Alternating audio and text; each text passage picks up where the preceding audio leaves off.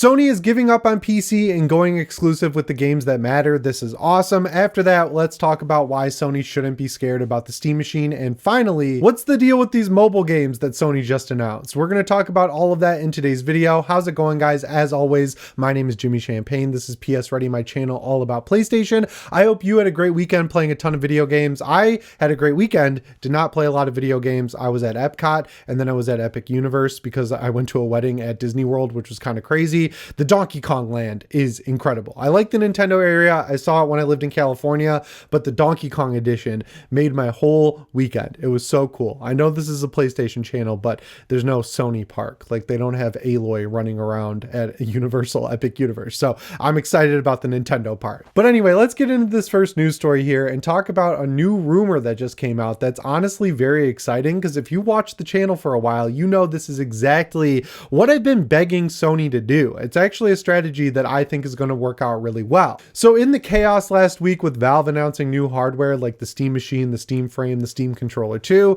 Jez Corden was tweeting about exclusives, because obviously when you're talking about, Valve, the company that makes Steam, making a console, they have a lot of games that consoles don't, because people make stuff like Section 1, these games like the Drug Dealer Empire or whatever that never make it to console, and then there's the scam games and everything like that. But part of what he was talking about is that he heard from a verifiable source, like a source that he really trusts, that going forward with PC, Sony is not going to do day and date, which is one thing people have been asking them not to do on the console side, which I totally agree with. And then also they're taking it one step further, and the only games we're going to see allegedly going forward on PC are multiplayer and or live service games. So something like Ghost of Yotei, that would never make it to PC. Something like God of War, the next one, won't make it to PC, but something like Helldivers 3 or Marathon or any of these other games that are multiplayer live service pushing a battle pass, that's what you're going to see on PC. And if you look into the numbers, it makes a lot of sense. Like, some of the Sony first party games have sold really well, Spider-Man 2018 being one of them, The Last of Us Part 1 being another. God of War 2018 I think is the record holder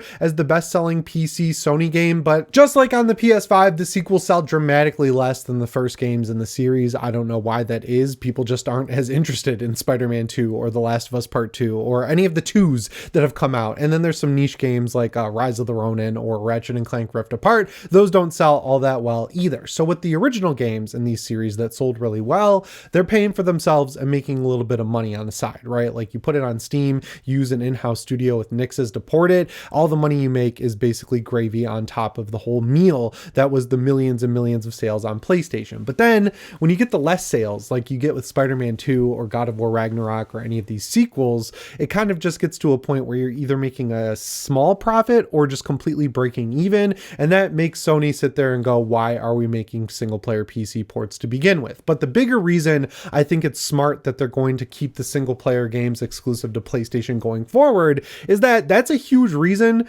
to just get a PS5. Like, I'm someone, you guys know, who plays on PC and plays on PlayStation 5. And when they started releasing the games on PC, I was like, it would be great if they let me transfer saves back and forth, because I play all of these exclusive games first on PlayStation, and then later on when they come to Steam, I have no incentive to buy them because I can't transfer my saves. But if they're just going to stop porting them to Steam altogether, I know it's going to bug some people out there in the PC ecosystem, but like, I don't really care, because I'm always going to be there day one for a Sony console. I get it if you have to penny pinch, right? Like, you only have one option, and that's what you got to do. You got to weigh how much you care about Nintendo exclusives, you got to weigh how much you care about Sony exclusives, and if you care a lot about either of those, I mean, that makes your decision easy. And then later on in the generation, hopefully with the next generation at least, you can get a discount on the console you missed out on and catch up on all those first party games. So like, it's just like it was back in the day. You had to make a decision and commit to a console based on the exclusives,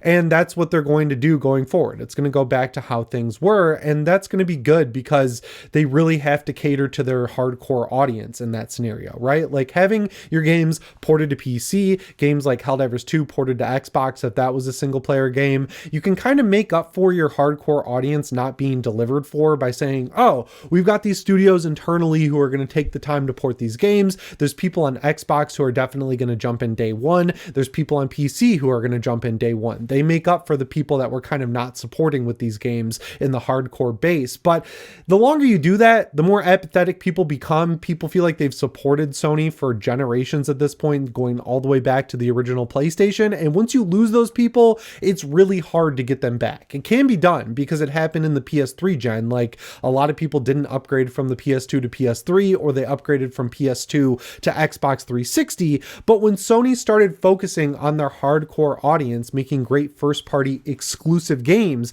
a lot of people came rushing back to PlayStation because they just wanted to play great games. And when you're porting your games to other consoles and other ecosystems like Steam, I don't care how long it takes, as long as people are aware they're going to be able to play on those systems at some point, they're much more likely to not buy a PlayStation 5 to play those games. And the coolest thing is, Sony does such a good job developing 99% of their first party games that, like, I enjoy playing them on my PlayStation 5. Like, even if I didn't have a PlayStation 5 Pro, all the stuff I played before I got my PS5 Pro from the first party was excellent from top to bottom, and I enjoyed it enough where I didn't feel like I was missing out by not playing it on PC, because I still got 60 FPS in all of it. I got high resolutions, I got great uses of PSSR once the PS5 Pro came out.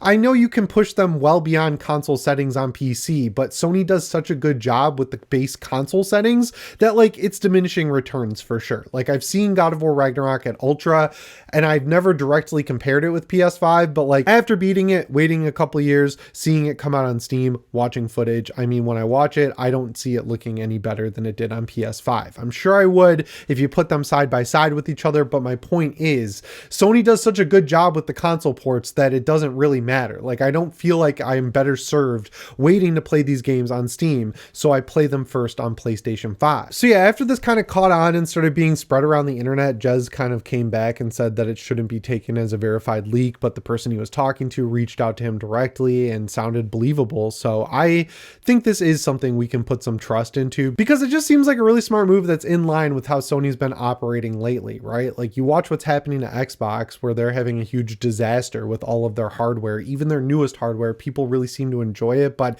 as someone who has an ROG Xbox Ally, it needs so much work. It is nowhere near comparable to a Steam Deck or the experience you get with that. It's nowhere comparable to a Series X or a PS5. It is not good enough, and I think they're going to pay the price for that, while Nintendo doesn't even have that many good Switch 2 games out that are exclusive to the console. And it's a repeat of what happened with the PlayStation 5, where every game was cross-generation for the early part of the generation, but people are still lining up to buy the Switch 2 and buy them in huge numbers of units. So it just goes to show, when you have games that are exclusive that people want to play, you succeed. That's just the way it is, and I think Sony's waking up to that. Whether this rumor comes true or not, I think it will. PC players are probably going to be pissed about this, but maybe not, because, you know, they bought the first round of all these games and then all the sequels came out and no one showed up for them. So it seems like they don't even like Sony games to begin with. It seems like a pretty clean break, if you ask me. And then when a multiplayer game comes out like Gran Turismo 8 or Helldivers 3, those will be on PC and people will probably show up for them, unless it's Marathon, because I don't think anyone's showing up for Marathon, unfortunately. But yeah, let's move on to the second news story here and talk about the Steam Machine. I've seen a lot of people acting like this is going to make a huge dent in what Sony's got going on, but like, I don't think it's going to matter at all. I'm just going to not bury the lead here and tell you straight up. I don't think anyone in the PlayStation ecosystem is willing, or really ever would be willing, to jump ship at this point in time because of how long they've had the ability to build up a digital library. I mean, the number of people who switched from buying games physically to digitally started pretty high and skyrocketed from there. It's like 70% people buy games digitally or more on PlayStation 5. So the prospect of abandoning all of those games just to get a Steam Machine, which is effectively a PS5 in terms of power. It has a much better CPU, but like the GPU is worse, so it evens out at the end of the day. It just doesn't seem believable to me. And I would think that would be kind of dumb to lose all those games that you spent so much money on just to switch to Steam. I love Steam. I have a lot of games on Steam. For most multiplayer stuff, it's my preferred platform, but I mean, proof is in the pudding here. I bought Horizon Zero Dawn when that came to PC as like morbid curiosity, because it was like, oh, a Sony first party game's on PC. I bought Death Stranding on PC because it was advertised with the Steam Deck, and I got bit in the butt because it doesn't run all that well on the Steam Deck. But outside of that, and Helldivers 2 and Ghost of Tsushima, so I could do a video testing out the new overlay that allows you to get trophies, I have not shown up for most of the Sony PC games. I didn't buy The Last of Us's, I didn't buy Horizon Forbidden West. Like, I bought all those games on PlayStation 5 and I enjoyed playing them on PlayStation 5. So like, The idea that the Steam machine, which is on par with the PlayStation 5, is going to dominate and take over the PlayStation ecosystem, I don't think that holds water at all. Obviously, Xbox has a lot to be worried about with this because Valve kind of beat them to exactly what they're trying to do. The next Xbox is going to be a PC. It's going to be much more expensive at $1,200. I know the price of the Steam machine has not been revealed, but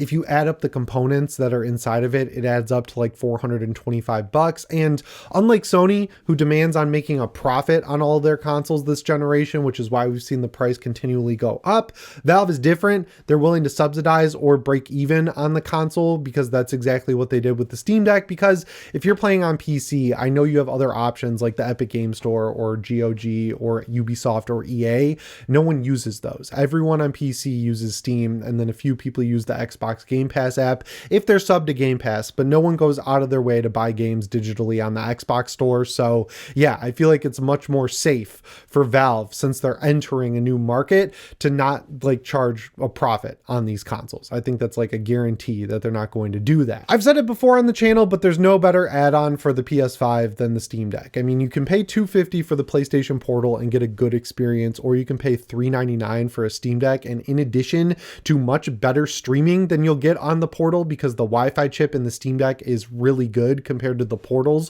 which is mediocre at best. You can also start your Steam library, get the orange box for like $10, get Half-Life 2, the 2 DLCs, Team Fortress 2, and Portal. Then you can get Portal 2, you can get Left 4 Dead 2. And I mean, there's so many games you can get for dirt cheap and build out a relatively small Steam library while still taking advantage of your PlayStation console. I mean, firsthand experience, I play on Steam a lot. I play on PS5 a lot. They feel like they're much more oriented towards mature hardcore gamers than something like Nintendo, obviously, or to some extent even Xbox. Like Xbox has a ton of rules in place about, you know, what you can show in trailers for stuff like Ninja Gaiden 4, whereas Sony, they don't give a shit. They'll show anything. So I don't know. I don't think I'm going to convince anyone to pick up a Steam Deck, really, because it seems like people are really entrenched with the PS Portal. But as someone who plays on both, it's a really good experience. And now knowing that, you know, they're going to be kind of forked off from each other, it's cool to have two things that I can pay attention to and play on and get different experiences, while Xbox takes the fight to Valve, which is probably a dumber move than just trying to continue to fight Sony, honestly. Like, you're not going to beat Valve. They're a private company and they can actually be consumer friendly because they don't have shareholders to worry about, which, you know, Microsoft is completely governed by their shareholders. So yeah, I don't think Sony has much to worry about when it comes to the Steam machine, but with that being said, I'm very excited for it. And for the last news story here, let's talk about the situation with these mobile games. I've seen a lot of people are upset about this new Horizon game with NetEase, and then this new sort of battle royale Ratchet and Clank game that are only coming to mobile because they're not coming to PlayStation 5. If you look into these, I am personally glad that Sony is not putting them on PlayStation 5 because it would be an absolute bloodbath. I mean, the Horizon game extensively used AI for everything in the art department. Like, a lot of the game is developed with AI, which I don't like. And the monetization has not been revealed as far as I'm aware, but when it is, I guarantee it'll be terrible because I'm pretty sure NetEase was the partner on Diablo Immortal. And while Diablo Immortal starts off pretty fair and like a pretty good sequel to Diablo 3 because it uses a lot of the same assets, once you get out of the campaign, it's like, give me money, give me more money, give me more money, give me more money. Just give me all of your money. That's like the entire loop. I'd imagine that's what the Horizon one is going to turn into. And even the best examples of multiplayer games on phone, they just ask for so much money that I just don't want to see that clogging up the PlayStation Store. I don't really know what the end game is for Sony outside of, you know, they've been doing the India Hero project. They've been doing the China Hero project. They're obviously trying to grow their footprint in other countries like India and China, and mobile games are a lot more dominant in those areas than they are over here. People have a lot more tolerance for the monetization strategies. So maybe in Sony's mind, they're like, hey, we can make these mobile games or partner with local corporations like NetEase or, you know, whoever made the Ratchet and Clank game. They can make something that'll work well for the market they're in. And then maybe those people will get into the franchises and want more, and then they'll buy a PS5.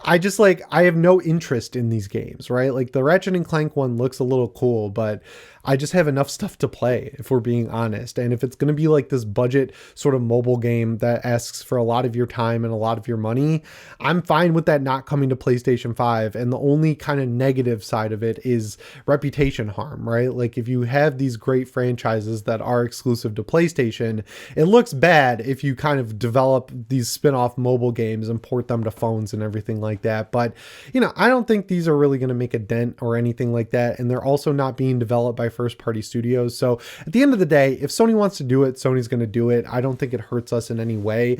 It's not like these things are really going to take off, because Diablo Immortal, for, you know, all the criticism I just gave it and everyone else gives it, still a fun game, and it's completely dead now. Like, people have such low tolerance for this crappy monetization that these problems seem to solve themselves. So like, I've seen a lot of people upset about it, but like, my strategy here is just don't think about it, because it like doesn't affect me as a PlayStation gamer. I'm like, cool, they're doing mobile games, I'm not going to play them. I feel like that's the strategy here if you're a PlayStation fan. But anyway, guys, that brings me to the end of this video. As always, my name is Jimmy Champagne. I'll see you in the next one. Thanks for watching, and shape on.